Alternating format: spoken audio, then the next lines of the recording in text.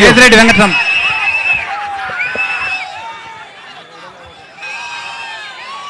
ఈరోజు ఇక్కడికి వచ్చినటువంటి అనంతపూర్ జిల్లా రైతాంగానికి, ఇక్కడికి మనందరికీ కోసం రైతులకు ఒక భరోసా కల్పించడానికి, చంద్రబాబు నాయుడు గారు చేస్తున్నటువంటి మోసాలు ఎండగట్టడానికి వచ్చినటువంటి మన ప్రియతమ నేత జగన్మోహన్ రెడ్డి గారికి, ఇక్కడున్న నాయకులకి, ప్రతి ఒక్కరికి కూడా పేరు పేరున నమస్కారాలు తెలియజేసుకుంటున్నాను. ఈరోజు చంద్రబాబు నాయుడు మనందరికీ తెలిసినదే. చంద్రబాబు నాయుడు కరువు ఇద్దరు కూడా కవల పిల్లలు. వాళ్ళిద్దరినీ కూడా ఎవరూ విడదీయలేరు.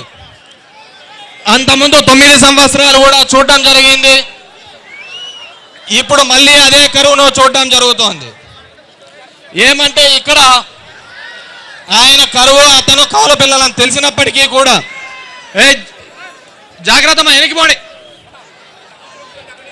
తెలిసినప్పటికీ కూడా ఆయన తిరిగి అధికారంలోకి రావడం కోసం వివిధ హామీలు ఇవ్వడం జరిగింది.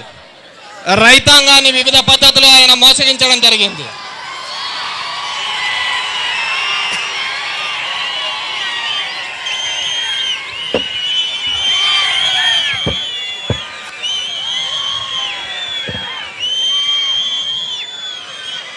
ఈరోజు రైన్ గన్లు అనే కొత్త పదం తీసుకొని వచ్చి ఒక కొత్త దోపిడీకి ఆయన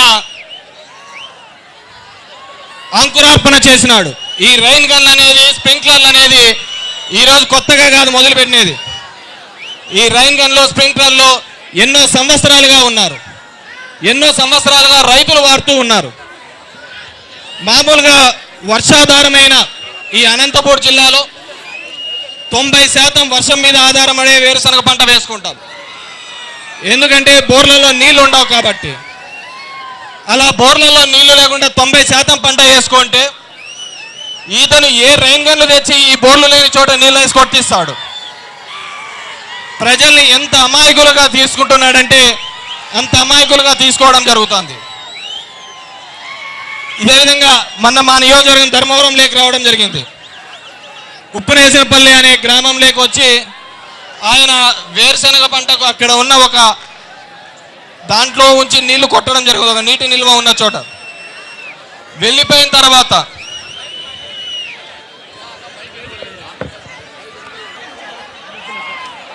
మొన్న ఒక 4-5 రోజులు అంటే చంద్రబాబు నాయుడు తనందరికీ చెప్పడం, ఎక్కడ క్లిష్ట పరిస్థితుల్లో ఉన్నా కూడా ఆ ప్రాంతంలో నేను ఉంటే అదంతా కూడా చేస్తాను అని చెప్పి క్లిష్ట సమయాల్లో ఆయన బాగా పనిచేస్తాడంట. అందుకే తెలంగాణ ఉద్యమం వచ్చినప్పుడు చేతగాక తెలంగాణ ఇచ్చేయండి అని చెప్పినాడు.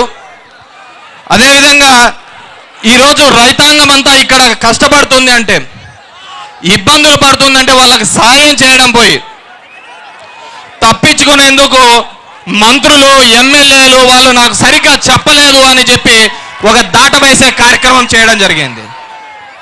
ఎందుకంటే ఒక ఎమ్మెల్యేలు, ఒక మంత్రులు నీకు సంబంధించి ఇంత పెద్ద జిల్లాలో నీకు 12 సీట్లు అప్పగించిన ఈ జిల్లాలో 90% మంది వేరుశనగ మీద నష్టపోతుంటే ఇంకా మంత్రుల్ని ఎందుకు పెట్టుకున్నావు చంద్రబాబు నాయుడు?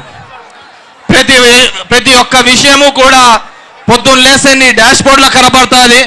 రాష్ట్రంలో ఎక్కడ ఏమి జరుగుతుందో, ఏ మూలన ఏం జరుగుతుందో కూడా నీకు మొత్తం తెలుసు అని చెప్తున్నటువంటి చంద్రబాబు నాయుడు గారికి ఇంత పెద్ద కరువు వచ్చి ఒక జిల్లా అంతా సర్వనాశనం అయిపోయి ఉంటే ఆయన ఎందుకు దీన్ని గమనించలేకపోతున్నాడో తెలియలేకపోతుంది. ఆ విధంగా చంద్రబాబు నాయుడు గారు అనునిత్యము కూడా ఒక మోసాలు చేయడం, ప్రజల్ని మభ్య పెడుతూనే తన జీవితకాలం అంతా గడుపుతూనే వచ్చినాడు. తన నోరెత్తితే చాలు మోసం తప్ప ఇంకొక మాట మాట్లాడినటువంటి చంద్రబాబు నాయుడు గారు ఒక పట్టసీమ అనే ఒక పెద్ద బోగస్ చేస్తూ రాయలసీమకంతా కూడా నీళ్ళు ఇస్తున్నాము, సస్యశ్యామలం చేస్తున్నారు, దానికి జగన్మోహన్ రెడ్డి గారు అడ్డం పడుతున్నాడని చెప్తున్నారు. ఇప్పుడు అదే పట్టసీమలో నీళ్ళు ఇచ్చామని టెంకాయలు కొడుతున్నారు, 4 సార్లు దానికి పూజలు చేశావు, మరి రాయలసీమకు నీళ్ళు ఎక్కడ పోయినాయి చంద్రబాబు నాయుడు గాని అని అడుగుతున్నాము. ప్రతి విషయంలోనూ దగాకోరు చేస్తున్నాడు. ఇంతవరకు కూడా 3 సంవత్సరాలుగా కూడా గత ప్రభుత్వంలో మంజూరు చేసిన ఇన్పుట్ సబ్సిడీని దఫల వారీగా ఇస్తున్నాడు తప్ప కొత్తగా ఇన్పుట్ సబ్సిడీ ఆయన ఇచ్చిన దాఖలాలు లేవు. ఈరోజు 4 లక్షల హెక్టార్లు అనంతపూర్ జిల్లా రైతాంగం నష్టపోయింది. ఆ రైతాంగానికి కూడా ఖచ్చితంగా కూడా ఇన్పుట్ సబ్సిడీ ఇచ్చి ఆదుకోవాలని చెప్పేసి మరొక్కసారి మనవి చేస్తున్నాను. ఎందుకంటే రైతాంగం కూడా ఎక్కడే కానీ బీడు కనపడదు. ఈరోజు చూసినామంటే శాస్త్రవేత్తలు టీవీలు వర్షాలు ఈ సంవత్సరం విచ్చలవిడిగా పడతాయని చెప్పి చెప్పడంతో పంట ఎక్కడ చూసినా వేయడం జరిగింది.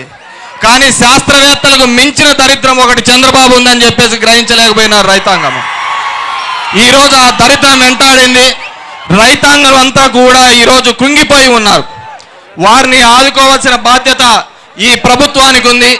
ఈరోజు ఈ వేదిక ద్వారా ఖచ్చితంగా రైతాంగానికి ఇన్పుట్ సబ్సిడీనో ఇన్సూరెన్స్ ఇవ్వాలని చెప్పేసి కోరుకుంటూ, వారందరికీ కూడా జరిగిన నష్టానికి ప్రతి ఒక్కరూ కూడా బాధపడుతున్నారు. వారికి మద్దతుగా వచ్చినటువంటి జగన్మోహన్ రెడ్డికి ధన్యవాదాలు తెలియజేసుకుంటున్నాను.